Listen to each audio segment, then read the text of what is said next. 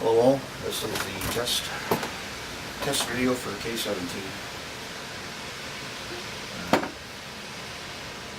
twin cylinder. What I've got here is a motor that I bought about 4 years ago as part of a parts tractor. Actually, it was a 417 wheel horse. 417-8, and he was selling it off as parts. There was no transmission, nor tires or rims, and the motor wasn't in it. So I bought it as a parts tractor, and then he was telling me about the motor that was in it, and he had planned on rebuilding it, but it kind of lost interest in it. So it was all in pieces. They had a blown connecting rod in one of the cylinders, and he had bought replacement parts with the full intent of rebuilding it. He bought a connecting rod, a new coil, points and condensers, all brand new, and of course the overhaul gasket repair kit. So he didn't have the time, he'd lost interest, he'd had it for 4 years in that state of pieces. And so I got him to include it in the deal because it was pretty much a risk to me. Didn't pay any more for it, he just let me have it. Not great. So it sat for another year at my place. I didn't get it till then, and then this past winter, early spring, I thought, well, let's do it. So I put it back together. Had the help of the manual, or the service repair manual and everything. So that was great. It helped a lot. As I put it back together, I measured up all the specs I could, and everything seemed to jive. I put it back together and fired it up, and man, it ran good. It ran sweet. The ignition timing was good. Point setup was just right for the ignition. Tweaked the carburetor a little bit, purred like a kitten. Very slow RPM I could run it down to, so it would be like a put, put, put, put, put, and it would just be so smooth. So I was pretty happy with that. Along the way, the rebuild, you can see that I just took my time and painted her up and kind of colored things to make them stand out, just to be a little different. And then I was looking into the oil pressure switch they have on them, which is back here. This is not the pressure switch, it's a pressure gauge. That's the pressure switch that came with it. It's just an open and close connector inside there that works off the pressure. On the Series 2, which is what this is, they have pressurized oil galleries inside. So they put on what they call an oil sentry monitor, and that's that. So basically what happens is when you start the engine up, this is normally closed, which is shorting or disconnecting or running the coil straight to ground.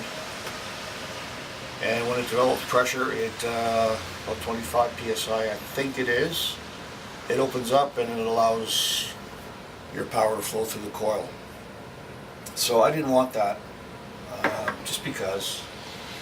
Got a little gizmo, so I got a little electric pressure gauge, and my base or head, right there it is there. So complementary, goes from 0 to 100. Kohler spec, like I said, says it's 25 to 50. So I hooked it up. I wanted to see what the pressure was, and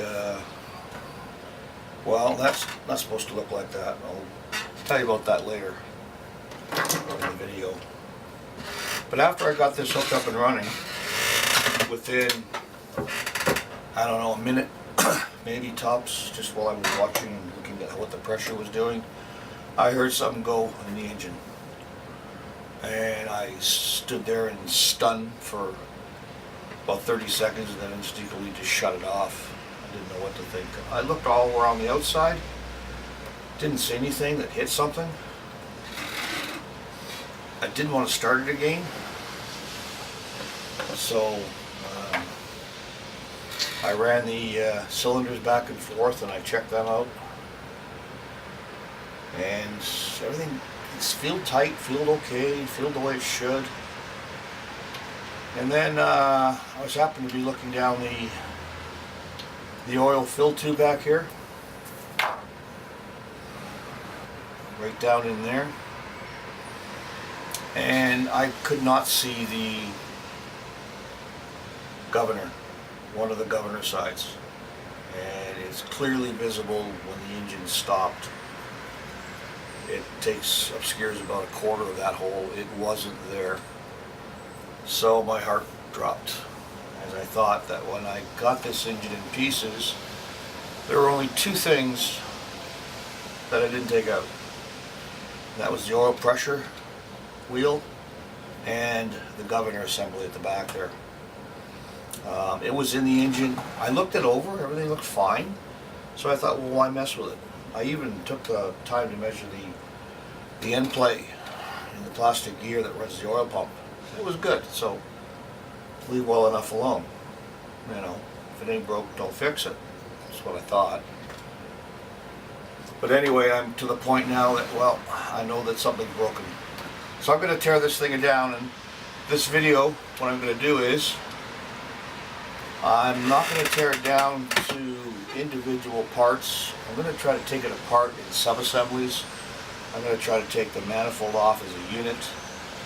Believe it or not, I'm going to try to take the set of jugs off, leaving the pistons in the cylinder head and pulling the wrist pins, much like this engine is when it's reassembled, so I don't have to remove the head gaskets.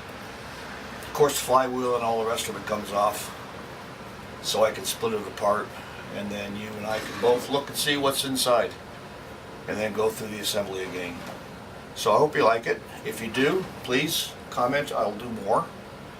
I have an 8-horse Briggs & Stratton that came off of a Troy-built rotor tiller that I just started taking apart. I stopped it when I got all my parts to put this back together.